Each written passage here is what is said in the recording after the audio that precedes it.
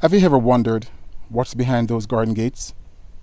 Well, let us take a look at private gardens tucked away behind the fence and walls, far from prying eyes. Today, we will fling the gates open and take you behind the garden gates. Hello, welcome again to another installment of Behind the Garden Gates. And today, we're going to go behind the garden gates of Jackie.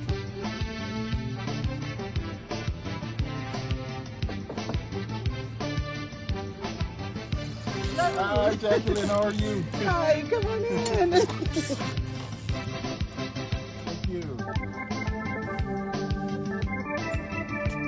Right, and Jackie Oh, thank you. does most of her gardening by container. Yes. Yeah, and why did we start that? We just walked into Well, I had some curious issues that happened as far as with the fence. With the previous years with hurricane season, a fence fell, and then again going into this season it fell down again along with my neighbors. So it was a little discouraging to not know necessarily if I was going to be flooded out in that area wherever I decided to plant. Unfortunately, because the gate was down, you have their unfortunate critters that can come in, like I had deer, fox, different things when the fence was down. So I wanted to come up with a way to still be able to enjoy gardening without being limited by it being in the ground. Okay, so we have the fence over here. Yes. That we're still fixing. Still fixing the fence, The still fence trying to over here, put that back up. which, Unfortunately, it's been a work in progress because again, it fell down again with the last, when we went through last hurricane season, this August and September. But you didn't let that stop you because you No. couldn't dig in the ground. You find new ways of being innovative. Yes, yes. I'm a new gardener. I started during COVID. I have family members. I have an Aunt Leona in Ohio and a couple of family members that have done gardening before, and it's just something I wanted to do. And I didn't let COVID stop me as far as in not being able to go and have her come down and different family members come to me. I got on the internet and started researching and finding different ways to do it. And that's where I came across the possibility of doing it in containers. Okay, and these look very good, Jackie. Yes, this We is have my lots fall edition. The fall edition. So now we have Yes. lots of vegetable here in your container garden. Yes. So let's start from down here. Yes. And we just work our way from Awesome. right to left.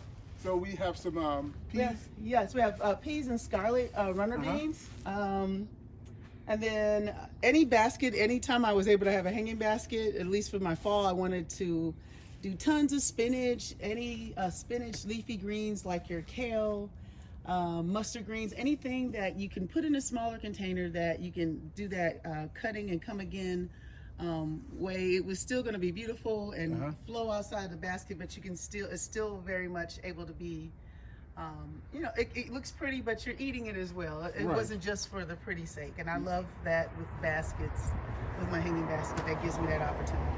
And of course, with all these vegetable here, yeah, when they flower, these are kind of pretty. Oh, it's yes, nice to have yes, it green, yes, but they're edible. yes, So Yes. we get to feed the family that way. yes.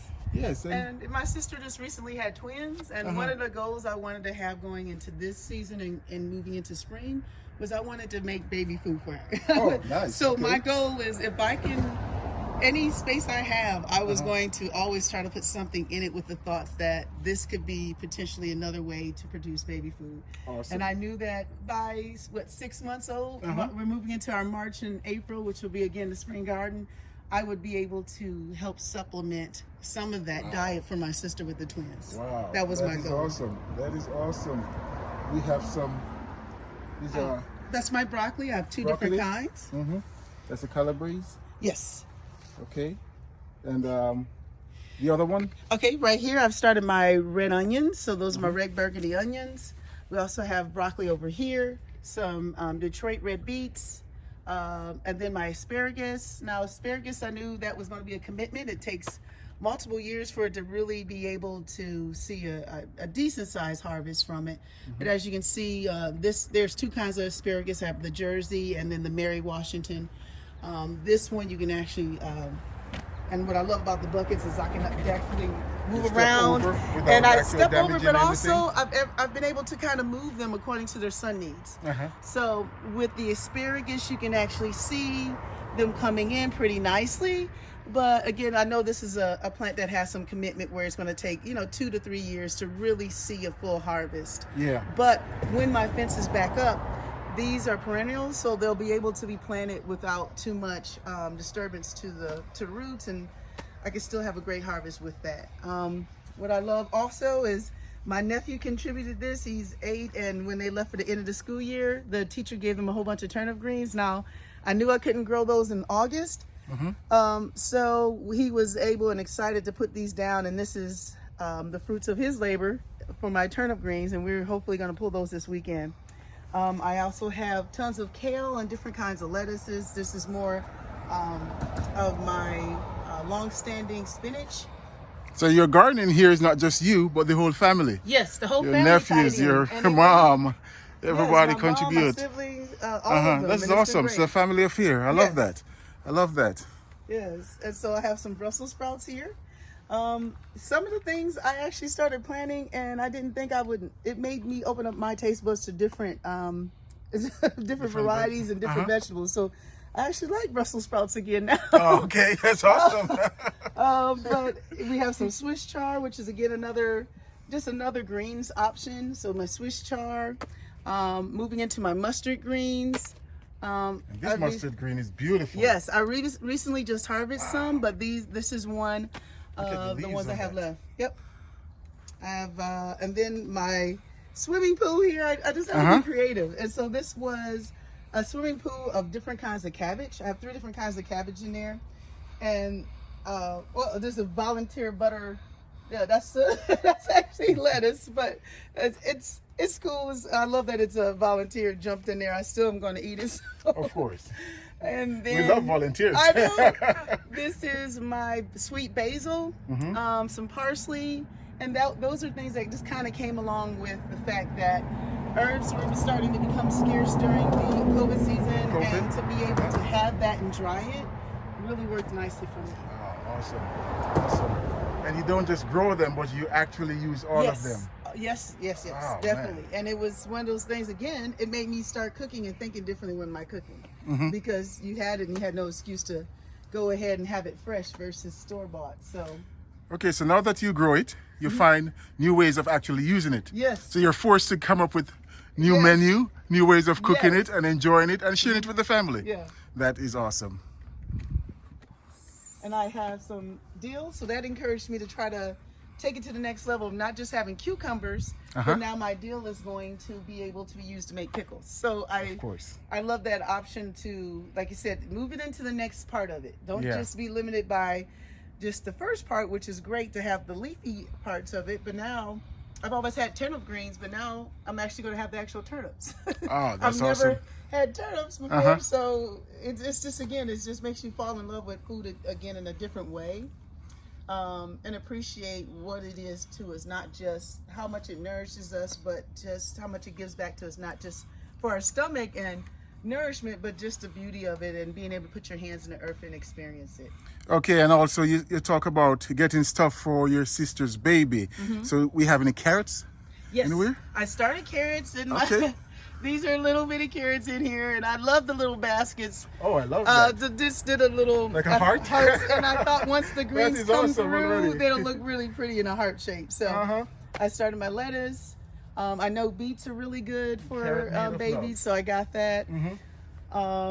My obviously, which was really surprising to me, is my zucchini squash is still holding on, which I didn't think that would. I thought by now it would have died back, but it's doing pretty good. And I was growing that vertically, so again, as it was growing up throughout the season, I was able to put it to the different posts and grow up, and it was easier to get into. So. And I see that nothing in your garden goes to waste, because right across from it we see a compost bin. Yes.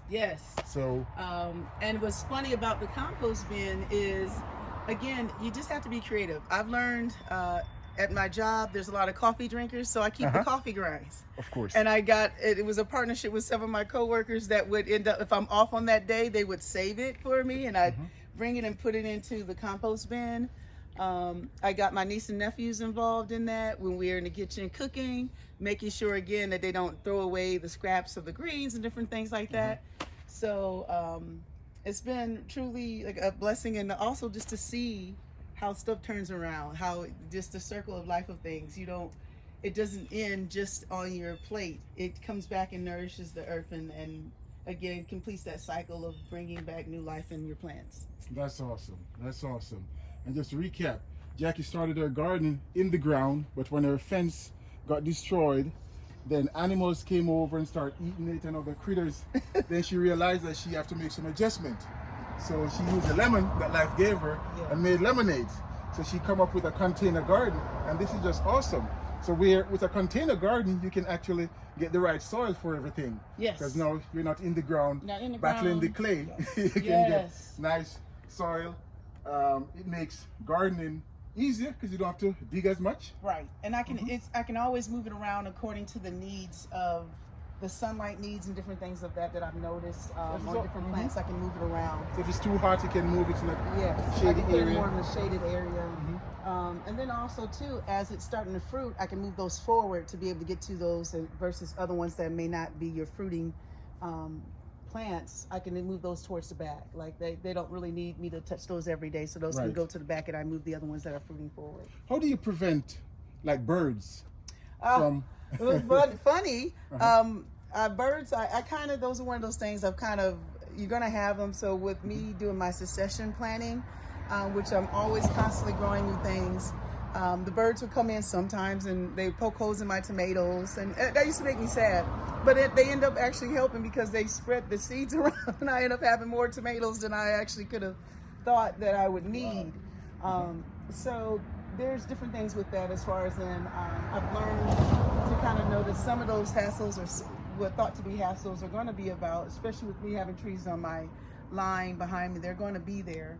But they were great too because they ate some of the bugs that would be normally like your caterpillars that would damage my cabbage. They were coming in and swooping and taking care of some of that for me. So it was like understanding everybody had a role in the garden. Right. I can be discouraged by them, or understand they're here to help with some of the pest control that I didn't necessarily. So the birds are part of your pest control. My pest control, yes. An organic garden. Right. You don't have to be using a lot of chemical in And that's one of the things I wanted to be careful of with, again, thinking about having this available for my sister and her babies.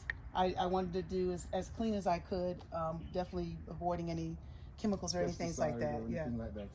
Okay, so clean organic gardening. Okay, great. Okay, we're going to move now to another section of Jacqueline's garden. So just continue with us as we move to a new section. Okay, Jacqueline, I see you have this wheelbarrow filled with plastic container with the head cut off. What do you use these for? Funny you should ask. I use these last couple of days. We've been really dipping down in the temperatures. So I use these as a way to cover up some of my newer plants that haven't had enough time to really fend for themselves against the conditions. So like my Brussels sprouts, like my broccoli, I've been able just to put these over top and the cold nights, and it acts as a little greenhouse. It's pretty cool to be able to just put that over, secure it, and have it keep that warmth for the evening. And then when I come in the morning, I just water and remove it.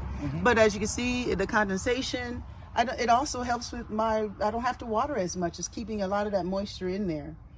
So I love it. It's just, again, another creative way to just use what you have and not be necessarily limited by what you think you should be using, what is stereotypically the thoughts of what you should be using in gardening. Again, that lemon theory. Make sure that you just use what you have and just think outside the box to be able to experience just a garden in its fullness. You don't have to do it the way that everyone else does it, but if you're having fun with it, that's the best part. Having fun with it. Okay, and be creative.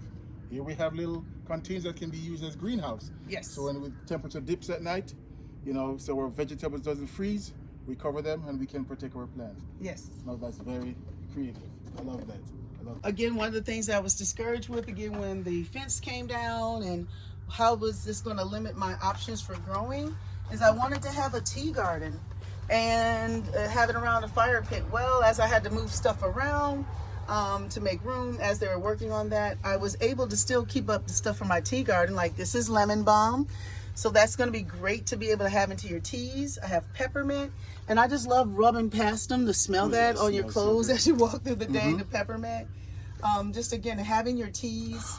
I have lavender, and this is one of the ones I'm excited about because I want to be able to make an oil for that for my sister's twins, to make it like lavender oil for them in their baths. And I always try to make an opportunity to grow lettuce everywhere. You can't have too much lettuce. So I even was creative in this and used a brown paper bag, double bagged it, and put dirt in it. And with lettuce, it grows pretty, you don't have to do a lot to it. And as we were talking about one of the volunteer plants I got from the birds, I still have tomatoes. I mean, most people, their tomatoes are frozen by now. But this started off as just for my cucumbers. The birds kind of came in here and knocked tomatoes that were on the whole other side of the yard into this basket, and now I still have tomatoes. So you didn't actually plant these tomatoes here? No, that wasn't. That's from that birds was not dropping. Correct. Birds dropping in. They decided for me this was a better place for my tomatoes to be. That is awesome. That is awesome. And now we have not just growing but fruiting. Right. We have beautiful tomatoes. Right. So here in fall we're still getting tomatoes. Amazing. So, Alright, so zucchini going up there. Yeah, so my cucumbers. Yeah. Cucumbers. Okay. So I just feel like this whole thing, I thank you for starting this project of my therapy garden, because it was something I didn't think I would be so rewarded from and experience just so much joy from. So I love it. It's been great to be able to put your hands to the earth and see different things come to pass. Some of them are pretty, some of them are not so pretty, but that's life too, you know. So but you keep moving forward with it. You keep addressing the challenges. And so you use gardening as a part of your therapy to relieve stress, especially during COVID? It's during COVID, working retail, all that. So I love it. It has been truly a blessing to be able to experience that. Okay. And we have over here? Over here, I have some celery. I didn't want to be limited by what I could put in the ground and what, there was never an excuse to let the circumstances of the yard and what different things came about. I went ahead and started some celery, and now I cut that away and add it to soups, or you can add it into when I make chicken salad, all those different things. So I enjoyed that as well. And I try to find, every time I find different ways to incorporate it, it's just so exciting. It's such a challenge. These are dying back, but these were a lot of my peas, and I had those on the front, going up the steps and weeding up. My nephews were able to, when they come and visit me in the garden, they were able to snap some off and enjoy those. They either eat them plain or add them to ranch, and it's a good way to introduce kids to vegetables in a place or a space that they never would have thought would be fun. Like, they are able to enjoy the sweetness of it without the candy sweet. That's what it's hard to reprogram kids back out of that to when they are so used to all that, to come back and actually enjoy vegetables at their natural state.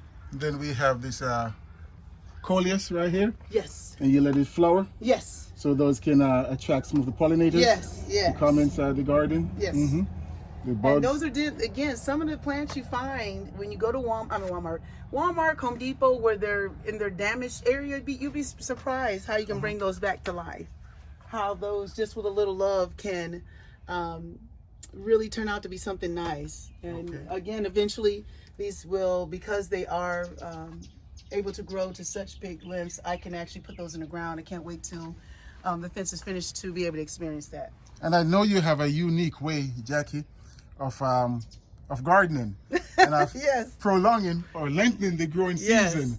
You don't have a big greenhouse, but we're going to look at Jackie, a small greenhouse which she made. Yes. So walk with us as we go look at that now. Awesome. I have a great little sunroom in here, and this is a great way to extend, like you said, the life of some of those vegetables that you love and that you're not ready to get rid of because it's the winter. Some of your warm, normally thought to be some of your warm warm climate vegetables. So it's a way to kind of cheat a little bit and still be able to enjoy some of those vegetables you love. Well, that's great. It's not cheating, it's just being innovative and creative. Yes. And you find a way to prolong the growing season. So you make your greenhouse right here. I have a little greenhouse. And on here, again, I try to be creative with the containers I use. So these are bell peppers. And all I did was to overwinter them, and then you can look that up online on how to do that. But I cut them back down pretty low to the beginning of almost to the level where it is back to a branch. And then they started to work on more root development instead of fruiting and stressing the plant. So now I'm starting to work that back out, and they're starting to produce some leaves and get back to. So these already bell peppers, yes. You cut them back. You're going to keep them over the winter. Yes. And then they'll produce again next year. Correct. And I've done that with this one in particular already. I've done that. And then these here are my peppers. I have jalapenos. I have Anaheim and banana peppers. Those, as you can see, I did the same. Cut them all the way back down, and they are starting to flower again. With the hopes that they can potentially be peppers during the winter time. I can cheat and get a few more off of those. Okay. And then of course you can't take your garlic to the next level, especially if you wanted to use it for really truly cooking. Is I started my garlic and garlic. I thought I was going to do just a few, but it got to the point where I started loving garlic so much. So we have lots of garlic. Lots of garlic. I started over. Yes. And then garlic also. Yes, garlic there. Wow. A few of my tomatoes that I cut off, made some cuttings, and are starting those. I also, as you can see down here, my tomatoes are still fruiting. Towards the back, you can see these little guys still want to be here, still want to be present. So I'm going to let them shine. I got my eggplant, and I cut that back down to the bare branches, so that can overwinter. And as you look up different plants and take your garden to the next level, it's always great to see which ones they suggest that you give a chance to try to keep over the winter. And I thought that was fun to give it as a trial experiment, to do some of the ones you don't typically think of, like your eggplant, to overwinter. I know a lot of videos and different things always suggest your peppers and your tomatoes, but I went ahead and overwintered an eggplant, two actually, and to see what that's going to do and look like for me for next year. Wow, so most of your vegetables are not annual crops. Correct. Yeah, man, this is awesome. This is awesome. I never try to overwinter my veggies, but I learned something today, Jacqueline. I will definitely try to make. For me to repeat. That's Alexis. Alexis thought that was cool too, so she wanted to contribute to that. Okay. All right. Thank you so much, Jackie. You're welcome. Thank you. Okay, guys. So there we have it. We spent some time behind the garden gates of Jacqueline, looking at her vegetables, and most of her vegetables are in containers. When her vegetable was destroyed because of the gates and animals and everything that came to destroy it, then she have to be creative, and now she have all her vegetable in containers. So guys, that's just showing you that when life gives you a lemon, you make lemonade. Make lemonade. You make lemonade. And this is so beautiful, Jackie. Thank you so much for taking us in your home today to show us your garden and how we can still garden. We can still play in the dirt. Still take away that hurt. Yes. Even in containers. Yes. Okay. So thank you guys for joining us. Thank you. We'll see you in another episode of Behind the Garden Gates. Thank you, Jackie. Thank you so much. Thank you.